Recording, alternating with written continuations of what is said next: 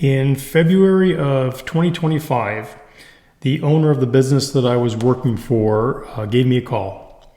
He said, Dave, I've got some bad news. One of our investment partners just lost a ton of money, and his investment check for $1 million towards the cash flow of our company has now disappeared.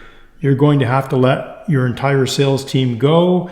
And by the way, we're letting the entire service team go, and both you and the other manager likely won't have a job beyond 6 months.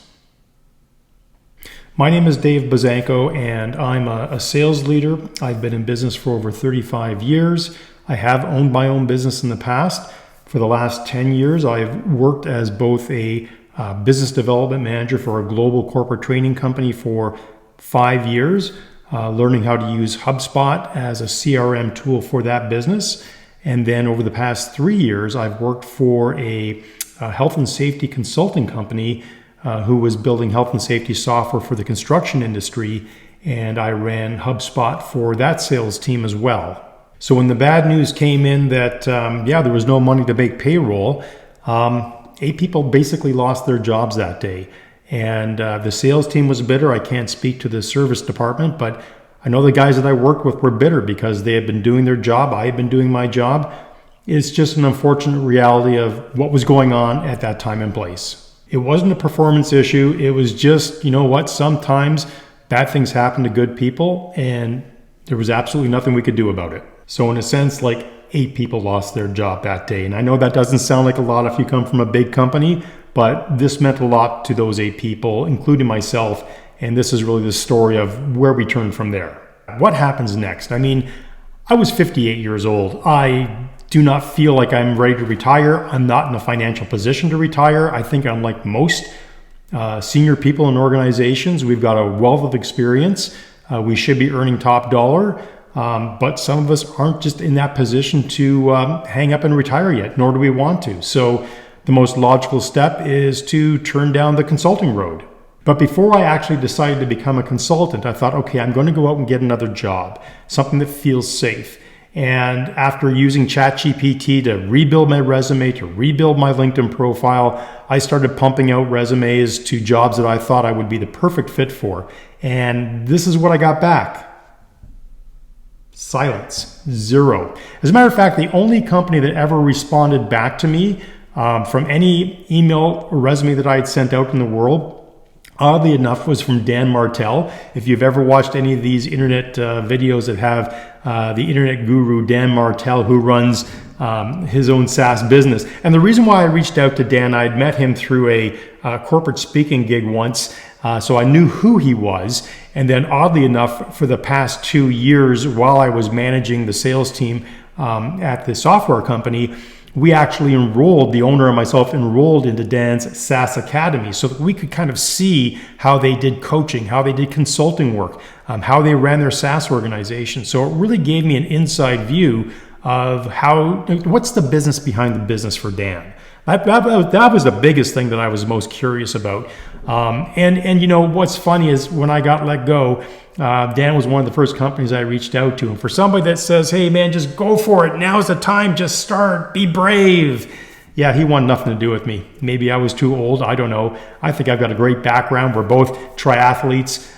We had a lot in common, and it did even get me an interview. So yeah, after about 8 months of trying to understand kind of the scope of things and where things were going, it was time to make some serious changes. But you know what? That feeling sucks. There's no other better word for it. It blows. It sucks when you realize that you've got a ton to offer, a ton to give. Nobody wants it. There's cheaper options out there. There's youthful people out there who seemingly are a better horse to bet on. It sucks. But something good always comes from these situations, and this story is about the good that came from that awakening. So I do what I normally do as a resilience personality. I've been known as a subject matter expert on resilience over my career because I've got lots of stories to share, and I'm not going to do it all here in this intro video. But you know what? You got to build on what you already know. And I knew how to run businesses. I knew how to be a consultant. I knew how to make sales. But I realized really quickly that even with all that experience, your excitement and your enthusiasm to move forward as a consultant can become really overwhelming. It was almost like when I became a triathlete, an Ironman, and I realized the difference that food and diet could make in my life. And all of a sudden I realized, holy crap, look what sugar is doing to you. And I went and, told everybody I knew about the evils of sugar, not really fully realizing the full picture of when it's good for you and when it's not so good for you. I just focused on the not so good for you part because I didn't know anything about diet and nutrition before I got involved in that. And that was a huge eye opener. And then we would go to parties and my wife would say, please don't talk to anybody about sugar. We've heard it. And, I think that's the same thing when you become a consultant. You're excited to tell people. Yesterday, I was at a boat christening. Good friends of mine. I used to be a rowing coach in high school, and two of my very good friends who are still rowing coaches at that same high school just got honored with having a boat christening named after Bill and Eric.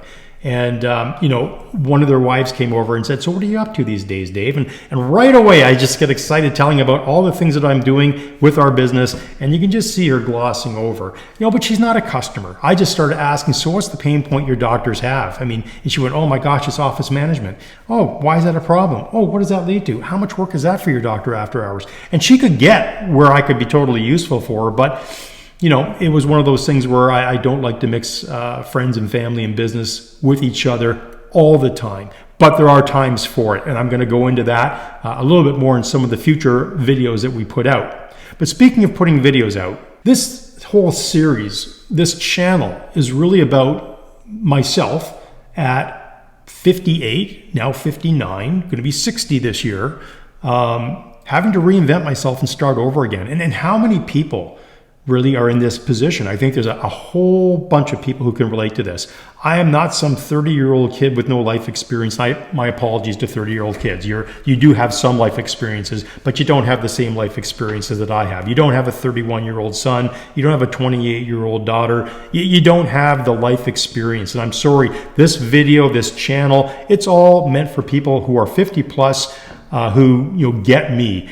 Hopefully you've had a successful life to this point, but you've still got a ways to go, and you're looking for somebody who might be blazing the trail for you. I basically started this journey again 1 year ago, and it has been both a struggle and a blessing, and I can see all of the positive coming from it, but that doesn't eliminate the negatives that come from running your own business as well, especially if you're going to be a consultant. And I think one of the hard things, I have an advantage. My specialty, I trained, my post-secondary was sales and marketing. I am genuinely curious about why people do what they do. Why do people buy from, people in the first place? What is it that causes people to buy from you? That's been my curiosity point in sales my entire career. So I've always been interested in consumer behavior, but that might not be your forte. You might be an engineer. You might be, God knows what you do. I don't know. It's you. Every one of us is different. But you have something of value to offer a business that would be able to help them. And in today's gig economy, people are more happy to hire a hired gun to help them solve a problem, a specialty person, than they are to bring in a full-time player. And I'll tell you, my first year, and I don't think I'm going to tell you right now. I'm going to save this for a later video, how I got my first client.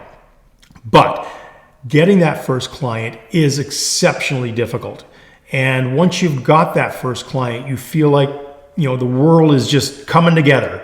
And then you lose a client, and then you just collapse. It is just this roller coaster of emotions. And you look over at your wife and you try to tell her everything is going to be fantastic, everything is great, but there are just things that you don't share because you need that person who's not a business person. In my case, my wife is an X-ray technologist, so she's very much in the medical field, and she doesn't get my lifestyle. She doesn't get my business. She doesn't understand what I go through on a day-to-day basis, just like I really don't understand what she has to deal with. So all I asked her to do is just be a supporter. Know that we have a plan. Here is the plan. I laid it out for her. And I said, this is where we're trying to get to. And here's the steps. And we're not going to get to the finish line on day one. I said, it's just like when I became an Ironman. You got to be brave enough to step up to the starting line in the first place. You got to put in all the work for 2 to 3 years to prepare yourself to be ready for the day to be on the start line. And then you got to execute so that you get to the finish line. The first and only goal of every Ironman competitor is to get to the finish line, because it's hard. It's not easy.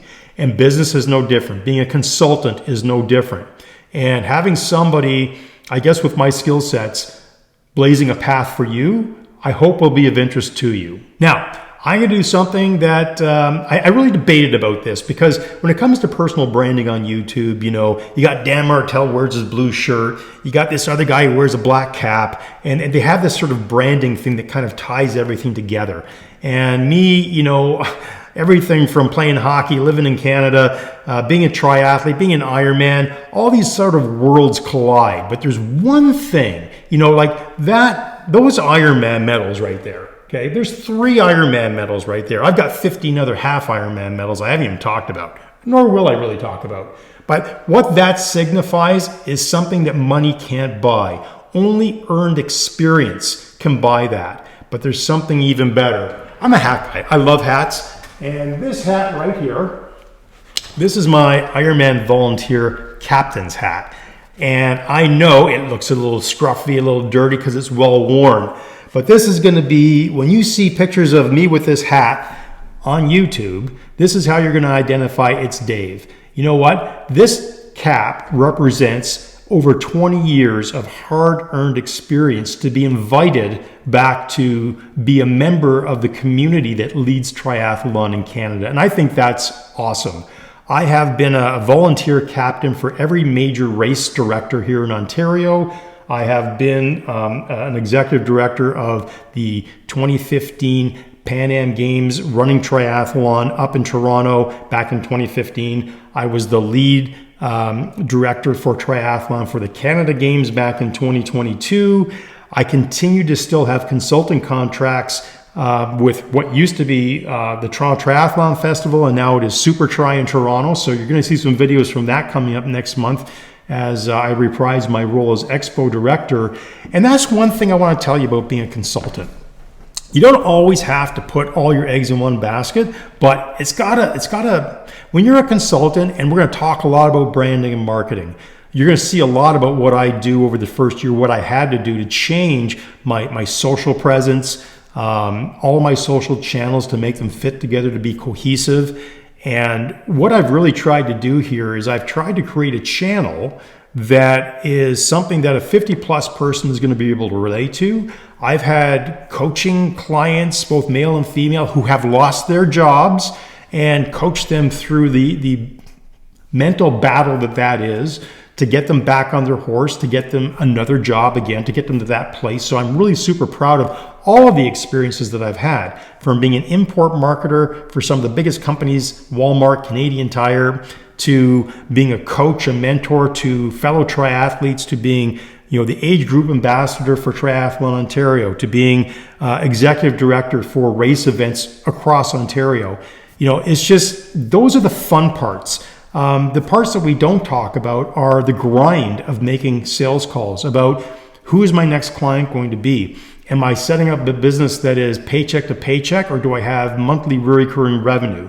What does all that look like? And that's really what this is about. I really hate watching, as much as I find it entertaining, I hate watching the young guys on YouTube talking like they're making millions, how easy this is. You just have to get started. You know what? That's not the truth.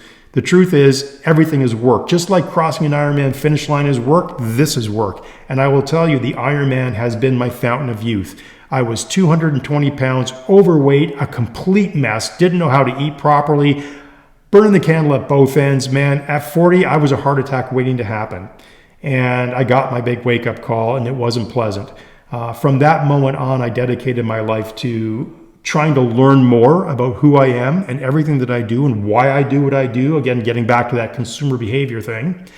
And over the last 20 years, what an incredible journey it's been. I just keep saying, if I can learn something new doing that new thing, I don't care what it looks like on my resume. I want to learn. That's why I went from being a solo entrepreneur to working as a project manager for one of the biggest real estate projects with a corporate learning company in Ontario and in Canada. And that's a great story to tell one day. To becoming the head of sales for a software company. Another great experience. But all of these experiences that we have in our life lead us back to one place. And in my case, it's about having a life and a job that you love. And if you're going to be a consultant, that's what my goal is for you, is to help you find that place where you can balance work, life, and health and happiness. I've got lots of resources that I can share, and I plan to be sharing them across this channel in other videos. So I am currently, like I said, 59 years old. I'm going to be 60 in November. I feel like I'm 25, and I don't say that to boast. I've just invested in something called my fountain of youth, which is movement every day, eating properly, limiting that wine. And I live in wine country. You're going to learn about my clients. Most of them are wineries right now. I have the opportunity to drink a lot of wine, and I do it in moderation. And you know what? Everything in moderation, and the world is a wonderful place. What I can tell you is I've been married for 36 years. I've got 2 adult kids. I've got 2 amazing grand puppies and 1 cat that tries to kill me every time we bring it over and have to babysit him. You'll see him in some videos probably at some point. And yeah, what else can I tell you about us? We are going to post a video every Thursday and every Sunday on this channel.